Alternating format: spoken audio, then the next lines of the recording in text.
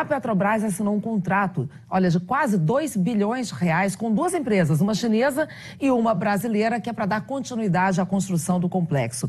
E a obra por lá já recomeçou. Lembrando a história, a obra do Comperj havia sido interrompida em 2015 em meio a denúncias de irregularidades no projeto. Só para a gente ter uma ideia, olha aqui, no ano passado o Tribunal de Contas da União apontou um prejuízo de 12 bilhões e meio de dólares para a Petrobras com as obras do Comperj. Também no ano passado, o ex-governador Sérgio Cabral foi condenado a 14 anos e 2 meses de prisão na Lava Jato por ter recebido 2 milhões e 700 mil reais em propina ligada à construção desse complexo. Quando a obra foi interrompida, há 3 anos, mais de 80% do projeto já estavam prontos.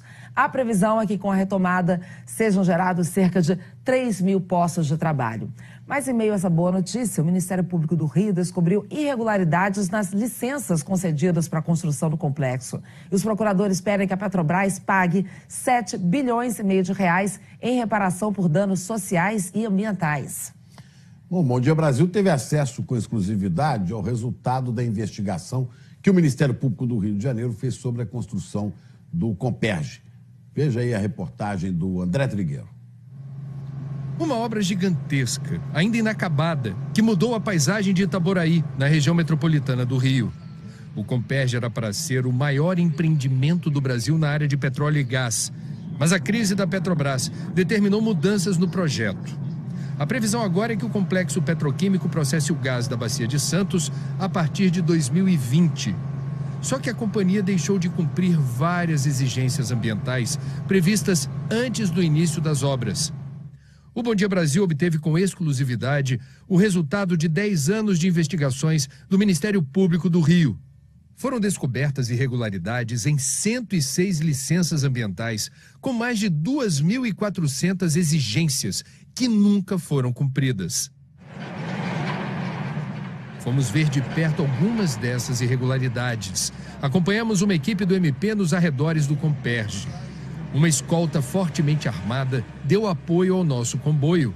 A área é dominada por traficantes.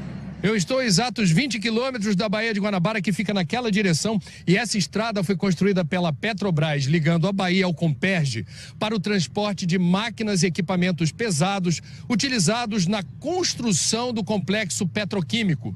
Quando as obras foram encerradas, essa estrada foi abandonada. E essas manilhas demarcam o início de um território sob domínio do tráfico de drogas. Os traficantes hoje utilizam toda essa infraestrutura construída com recursos da Petrobras para o transporte de drogas e mercadorias roubadas. Assalto, roubo de carga, roubo nas cargas, o pessoal coloca fogo no carro, então só isso assim que eu vejo. O Ministério Público pediu à Justiça que a estrada seja destruída. Atualmente ela não tem utilidade nenhuma, ela serve tão somente para o fomento da criminalidade local e o Poder Público Municipal de São Gonçalo não tem interesse em receber essa estrada. Uma das condições estabelecidas pelo órgão ambiental do Estado do Rio para a construção do Comperj, 8 anos atrás, foi a criação do Parque Natural Municipal Águas de Guapimirim. Exatamente nessa região, a Petrobras deveria revegetar uma área equivalente a 18 milhões de metros quadrados, tudo com árvores, mas nenhuma muda sequer foi plantada. O que se vê por aqui hoje é mato. E tem mais problema. O trânsito pesado de caminhões nessa pequena estrada de terra em Sambaitiba, Itaboraí, piorou a qualidade de vida dos moradores. Problemas de saúde muito graves, a casa inteira trancada, por causa do pó que subia. A gente não via nem o outro lado da rua. O pó de pedra foi colocado pela Petrobras para tapar buracos e nivelar as pistas. Nem a prefeitura, nem o órgão ambiental do estado autorizaram o uso desse material. A filha desse comerciante teve problemas respiratórios. Ele ainda ficou no prejuízo com a rachadura que apareceu na parede do bar. O rolo compactador que eles passavam na rua na época era tipo assim, quando ele vinha de longe você já ficava preocupado, porque já começava a sacudir portas e janelas. Eu tenho o meu estabelecimentozinho, comércio, e as minhas bebidas na minha prateleira se mexiam. As rachaduras danificaram várias casas.